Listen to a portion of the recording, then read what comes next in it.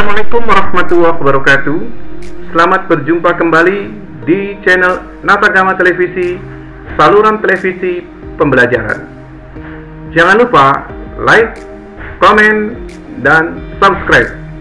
Karena itu mudah bagi Anda, tinggal klik. Tapi sangat bermanfaat bagi kami agar tayangan-tayangan kami ke depan lebih berkualitas. Terima kasih. Selamat berjumpa di video seri kedua dari pendapatan nasional yang dipersembahkan oleh Natagama Televisi. Bersama saya Walid Hamidi. Tapi sebelum kita masuk ke konten materi, jangan lupa subscribe agar Anda selalu update konten-konten yang akan selalu tayang di channel ini. Oke? Jadi pada seri kedua dari konsep pendapatan nasional ini ada beberapa indikator pencapaian kompetensi. Artinya, setelah Anda menyaksikan seluruh slide dari tayangan video ini, Anda diharapkan untuk mampu, pertama, menjelaskan konsep produk domestik regional bruto. Yang kedua, menjelaskan konsep pendapatan per kapita. Yang ketiga, memahami kelemahan pendapatan per kapita sebagai alat ukur tingkat kemakmuran. Dan yang keempat, memahami indikator lain untuk mengukur tingkat kemakmuran. Jadi, setelah Anda menyaksikan seluruh tayangan dari slide yang ada di video ini, Anda diharapkan mampu mencapai 4 kompetensi di atas. Oke? Sekarang kita masuk dulu ke kompetensi yang pertama adalah produk domestik regional bruto atau PDRB. Apa itu PDRB? PDRB atau produk domestik regional bruto adalah jumlah nilai barang dan jasa yang dihasilkan dari seluruh sektor perekonomian atau pelaku ekonomi di suatu daerah dalam kurun waktu tertentu. Kalau kita bandingkan dengan konsep pendapatan nasional, bahwa pendapatan nasional itu adalah jumlah nilai barang dan jasa yang dihasilkan oleh sebuah negara, maka konsep PDRB adalah perhitungan barang dan jasa pada level atau tingkat daerah. Jadi sekali lagi, kalau perhitungan pendapatan nasional itu adalah menghitung jumlah barang dan jasa pada level sebuah negara, kalau PDRB adalah menghitung jumlah barang dan jasa pada level daerah. Paham bedanya? Nah, kita lanjut. Menghitung PDRB ini memiliki beberapa tujuan. Yang pertama, untuk membantu membuat kebijakan daerah atau perencanaan daerah. Membantu mengevaluasi hasil pembangunan, memberikan informasi yang dapat menggambarkan kinerja perekonomian daerah. Ini adalah daftar PDRB dari 34 provinsi di Indonesia. Dicantumkanlah di sini beberapa provinsi yang ada di Indonesia. Jadi sekali lagi, PDRB itu adalah menghitung jumlah barang dan jasa pada tingkat atau level daerah. Paham?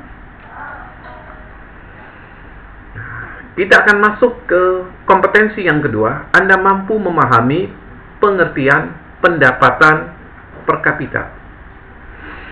Pendapatan per kapita itu adalah jumlah nilai barang dan jasa rata-rata yang tersedia bagi setiap penduduk suatu negara pada suatu periode tertentu. Kalau pendapatan nasional itu adalah jumlah nilai barang dan jasa yang dihasilkan oleh sebuah negara, pendapatan per kapita adalah nilai barang dan jasa rata-ratanya bagi setiap penduduk yang ada di negara tersebut. Pendapatan per kapita ini dapat digunakan untuk membandingkan kesejahteraan atau standar hidup suatu negara dari tahun ke tahun. Ini sama dengan perhitungan pendapatan nasional. Waktu kita mempelajari perhitungan pendapatan nasional, kita mengetahui bahwa salah satu manfaat menghitung pendapatan nasional adalah untuk mengukur tingkat kesejahteraan atau standar hidup suatu negara. Nah, pendapatan per kapita juga ternyata sama. Ini bisa dijadikan sebagai alat ukur untuk menentukan kesejahteraan atau standar hidup suatu negara. Jadi, sekali lagi, selain pendapatan nasional sebagai alat ukur tingkat kesejahteraan, alat ukur berikutnya adalah pendapatan per kapita. Oke ya. Dengan melakukan perbandingan seperti itu, jadi membandingkan pendapatan per kapita antar negara, kita dapat mengamati apakah kesejahteraan masyarakat pada suatu negara secara rata-rata telah meningkat. Nah, secara rata-rata kalau pendapatan per kapita. Nah, gambar ini ingin menegaskan kembali tentang konsep pendapatan per kapita. Kalau kue ini diibaratkan sebagai pendapatan nasional, kemudian ada 3 orang penduduk, maka pendapatan per kapita itu adalah jumlah kue yang tersedia untuk masing-masing penduduk ini. Karena ada penduduknya ada 3 orang, maka pendapatan per kapitanya adalah 1/3. Rata-rata kue yang diperoleh penduduk ini adalah 1/3. Itulah sekali lagi gambar ini ingin menegaskan tentang konsep pendapatan per kapita, bahwa pendapatan per kapita itu adalah jumlah nilai barang secara rata-rata yang tersedia bagi tiap-tiap penduduk. Oke, selanjutnya kita akan masuk mempelajari bagaimana hubungan pendapatan nasional, jumlah penduduk, dan pendapatan per kapita. Pendapatan per kapita diperoleh dari pendapatan nasional pada tahun tertentu dibagi jumlah penduduk suatu negara pada tahun tersebut. Jadi bagaimana hubungannya? Agar lebih jelas, perhatikan rumus mencari pendapatan per kapita. Bahwa mencari pendapatan per kapita atau income per kapita itu sama dengan pendapatan nasional dibagi dengan jumlah penduduk. Jadi dengan melihat rumus ini, kita bisa menyimpulkan bagaimana hubungan antara pendapatan nasional, jumlah penduduk, dan pendapatan per kapita. Bahwa jika pendapatan nasional itu naik, maka income per kapita juga akan naik. Tetapi jika jumlah penduduk naik, sementara pendapatan nasional tetap, maka income per kapita itu justru akan turun. Nah, demikianlah rumus ini menggambarkan bagaimana hubungan pendapatan nasional, jumlah penduduk, dan pendapatan per kapita. Nah, konsep pendapatan nasional yang biasa dipakai dalam menghitung pendapatan per kapita oleh pemerintah, jadi yang ini nih, itu pada umumnya adalah produk domestik bruto atau PDB atau produk nasional bruto atau PNB. Dengan demikian, pendapatan per kapita itu dapat dihitung dengan menggunakan rumus ini. Ya. Jadi sekali lagi, menghitung pendapatan per kapita kita gunakan rumus ini. Nah, ini adalah perbandingan PDB dan PDB per kapita negara ASEAN tahun 2018. Jadi sekarang kita sandingkan ini antara data pendapatan nasional dan data pendapatan per kapita sebuah negara pada tahun yang sama. Untuk pendapatan nasional atau PDB Indonesia di tahun 2018 pada gambar ini menunjukkan bahwa Indonesia memiliki pendapatan nasional yang paling tinggi di antara negara-negara Asia Tenggara, sehingga disebutkan dalam judul Indonesia Raja Asia Tenggara. Bandingkan dengan pendapatan per kapitanya di tahun yang sama, ternyata begitu memperhitungkan jumlah penduduk, ternyata PDB Indonesia, PDB per kapita Indonesia itu nomor 5. Pada perhitungan PDB nomor 1, tetapi pada perhitungan PDB per kapita menjadi nomor 5. Kenapa demikian? Karena jumlah penduduk Indonesia ini cukup besar dibandingkan negara-negara Asia Tenggara yang lainnya. Kita lanjutkan. Sekarang kita masuk ke kompetensi berikutnya, yaitu memahami pendapatan per kapita sebagai alat ukur kemakmuran.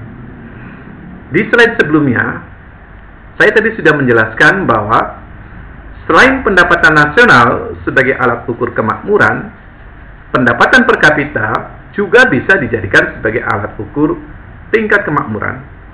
Manakah yang lebih baik?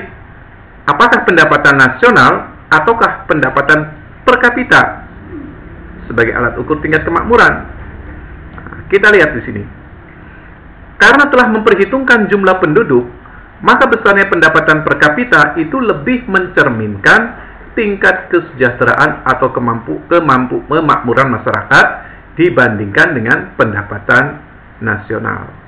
Ternyata pendapatan per kapita itu lebih akurat untuk menentukan tingkat kemakmuran suatu masyarakat atau suatu negara dibandingkan dengan pendapatan nasional. Kenapa? Karena sudah memperhitungkan jumlah penduduk. Saya berikan contoh seperti ini. Sebuah negara, ada negara A dan negara B, memiliki tingkat pendapatan nasional yang sama. Misalnya sama-sama satu kue. Jumlah penduduk A 2, jumlah penduduk B 4. Mana yang lebih sejahtera? Apakah penduduk di negara A atau penduduk di negara B? Tentu lebih sejahtera penduduk di negara A. Kenapa? Karena kuenya satu, jumlah orangnya cuma 2. Sehingga tiap orang di negara tersebut mendapatkan setengah kue. Sedangkan di negara B, yang jumlah penduduknya 4, tiap orang itu akan mendapatkan 1/4. Nah, oleh karena itu, maka sekali lagi, pendapatan per kapita itu lebih akurat untuk menentukan tingkat kemakmuran sebuah negara. Namun demikian, ternyata nih, ada kalimat lanjutannya. Tetap saja perhitungan pendapatan per kapita ini memiliki kelemahan. Apa sih kelemahannya? Kalau kita menjadikan pendapatan per kapita sebagai alat ukur kemakmuran. Berikut ini kelemahannya. Inilah kelemahan pendapatan per kapita sebagai alat ukur kemakmuran. Di sini ada sebuah kue, diibaratkan kue ini adalah sebuah pendapatan nasional. Kemudian ada 4 orang penduduk. Maka berdasarkan konsep pendapatan per kapita, tiap-tiap orang penduduk ini akan memperoleh 1/4. Dalam praktek atau dalam kenyataan yang sesungguhnya, apakah satu kue dibagi 4 ini selalu masing-masing mendapatkan 1/4? Jawabannya adalah tidak. Pendapatan per kapita tidak mencerminkan kondisi real dari tingkat kesejahteraan masyarakat. Tidak mencerminkan kondisi yang sesungguhnya terjadi di lapangan. Dan juga pendapatan per kapita ini tidak melihat ketimpangan dalam distribusi pendapatan. Dalam praktek atau dalam kondisi real, satu kue dibagi 4 orang jumlah penduduk tidak harus masing-masing mendapatkan 1/4. Bisa jadi ada satu orang penduduk yang memperoleh lebih besar. Misalnya dia mendapatkan separuh kue ini, yang setengah kue lagi dibagi ke dalam 3 orang. Kan bisa seperti itu. Nah, pada perekonomian yang sesungguhnya, ketika sebuah kue ini dibagi, atau ketika sebuah pendapatan nasional ini dibagi kepada jumlah penduduk, tentu tidak tiap-tiap penduduk akan memperoleh bagian yang sama. Pasti akan mendapatkan bagian yang berbeda-beda. Kenapa bisa berbeda-beda? Karena kue ini dibagi secara bebas. Artinya, setiap orang dipersilahkan untuk mendapatkan kue sebesar-besarnya.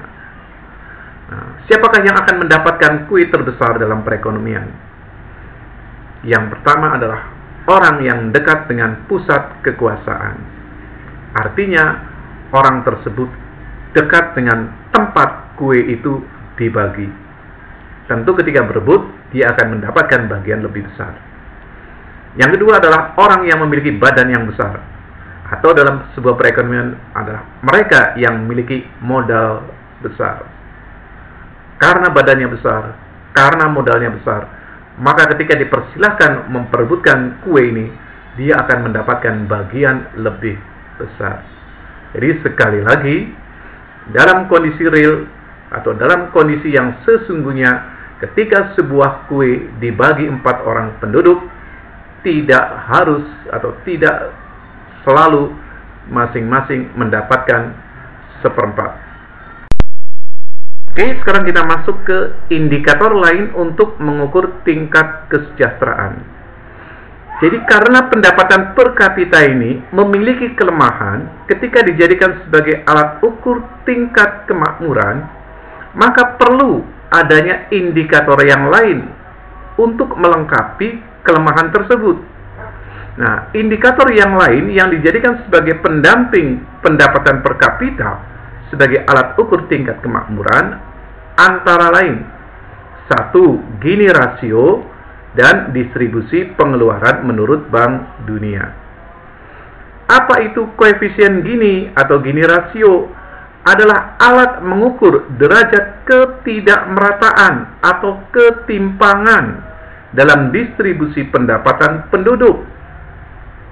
Nah, ini jadi kurva koefisien Gini ini didasarkan pada kurva Lorenz, yaitu sebuah kurva pengeluaran kumulatif yang membandingkan distribusi pendapatan dengan distribusi uniform yang mewakili persentase kumulatif penduduk.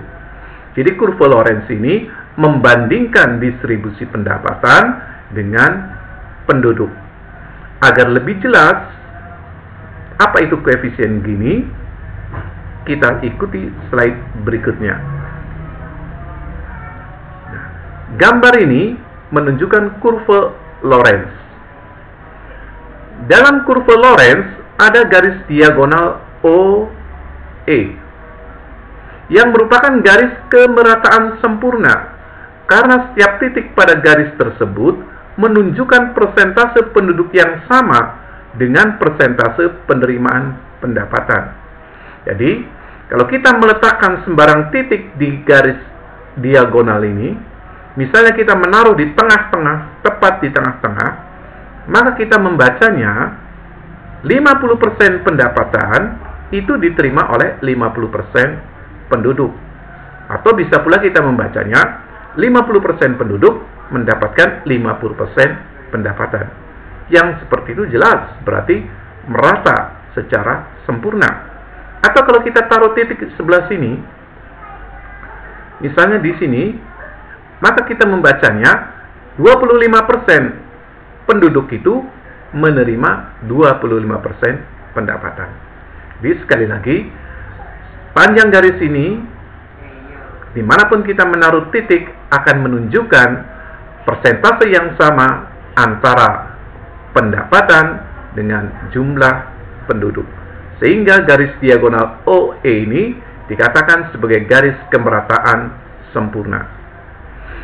Kemudian, apa yang dimaksud dengan koefisien Gini? Koefisien Gini adalah perbandingan antara luas bidang A, ini luas bidang A, dengan luas segitiga OPE. Ini luas segitiga OPE. Artinya kita membandingkan bidang A ini dengan luas segitiga OPE. Atau kita membandingkan antara bidang A dan bidang B. Makin luas bidang A, artinya garis ini makin menjauhi garis kemerataan sempurna. Berarti makin luas bidang A, makin timpang atau makin tidak merata pembagian pendapatan. Nah, kita lihat sini. Koefisien Gini itu akan bernilai antara 0 sampai dengan 1. 0 itu sama dengan merata sempurna. Artinya, tiap penduduk memperoleh pendapatan yang sama. Jadi ketika bidang A ini hilang, artinya garis ini berhimpit ke sini, maka perbandingan A antara B ini menjadi 0. Oleh karena itu dikatakan kalau bernilai 0, berarti merata secara sempurna. Artinya tiap penduduk itu akan memperoleh pendapatan yang sama. Jadi luas bidang A-nya hilang, maka dikatakan merata sempurna. Garis ini berhimpit. Nah, 1 artinya tidak merata sempurna. Jika bidang A ini sama besarnya dengan bidang B, artinya bidang A menutupi bidang B, maka berarti dikatakan tidak merata sempurna. Di dunia ini tidak ada sesuatu yang dikatakan sempurna. Oleh karena itu nanti nilai koefisien gini berkisar antara 0 sampai dengan 1. Oke? Nah, kita lanjutkan ke slide berikutnya.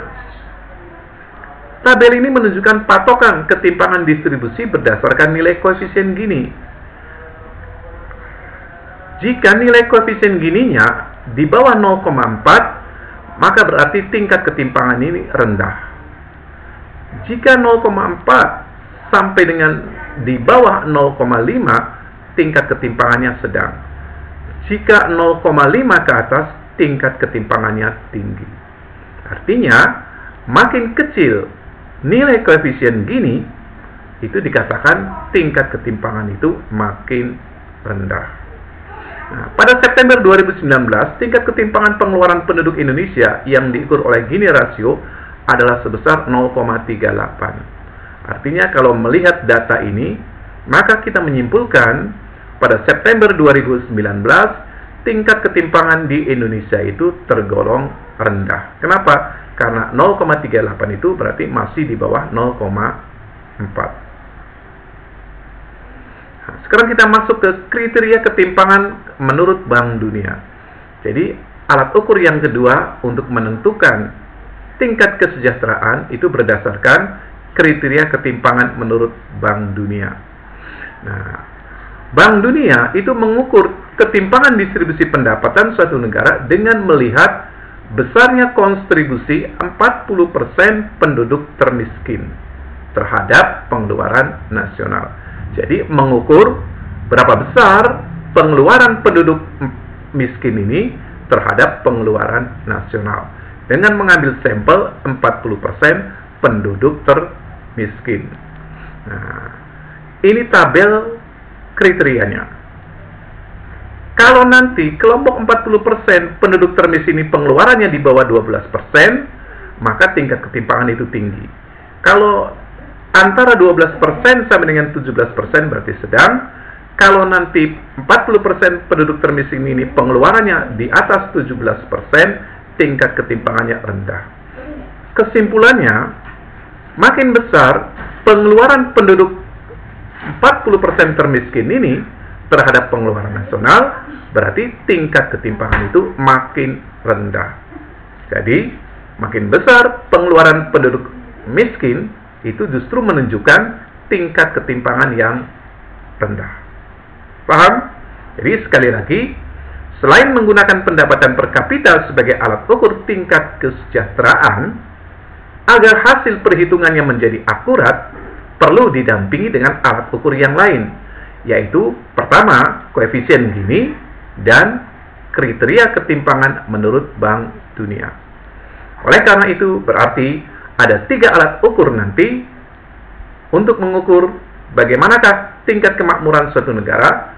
Yang pertama adalah menggunakan pendapatan per kapita, yang kedua menggunakan koefisien Gini, dan yang ketiga menggunakan kriteria ketimpangan menurut Bank Dunia. Oke?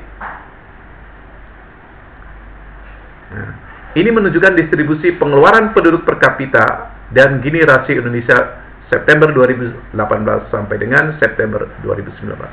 Dari data yang ada di sini, ditarik kesimpulan bahwa Indonesia termasuk negara yang memiliki tingkat ketimpangan rendah. Nah, ada juga nih kriteria negara berdasarkan pendapatan per kapita oleh Bank Dunia. Bank Dunia mengelompokkan seluruh negara di dunia ke dalam 4 kelompok berdasarkan tingkat pendapatan per kapita mereka pada tahun 2004, yaitu sebagai berikut. Ada negara yang dikatakan berpendapatan rendah kalau nanti pendapatan per kapitanya adalah 765 US dollar atau kurang. Dikatakan berpendapatan menengah ke bawah kalau 766 sampai dengan 3035 US dollar dan seterusnya sampai menengah atas dan menengah tinggi. Jadi kesimpulan dari seluruh slide tadi, PDRB itu adalah jumlah nilai tambah atau jumlah nilai barang dan jasa yang timbul dari seluruh sektor perekonomian di daerah tersebut dalam kurun waktu tertentu. Pendapatan per kapita adalah nilai barang dan jasa rata-rata yang tersedia bagi setiap penduduk suatu negara. Dibandingkan dengan konsep pendapatan nasional, pendapatan per kapita itu lebih mencerminkan tingkat kemakmuran. Sebagai alat ukur tingkat kemakmuran atau kesejahteraan, ternyata pendapatan per kapita masih memiliki kelemahan karena tidak memperhitungkan distribusi yang sesungguhnya di masyarakat. Yang keempat, oleh karena itu, perlu alat ukur atau indikator tambahan, yakni besaran koefisien Gini dan kriteria oleh Bank Dunia. Terima kasih. Anda sudah menonton tayangan video kami. Jangan lupa like, komen, dan subscribe, karena semuanya mudah bagi Anda. Tinggal klik, tetapi itu sangat bermanfaat bagi kami, agar tayangan-tayangan kami ke depan lebih berkualitas. Dan jika Anda menganggap tayangan ini menarik dan berguna bagi orang lain, silakan share. Sampai jumpa di video berikutnya. Wassalamualaikum warahmatullahi wabarakatuh.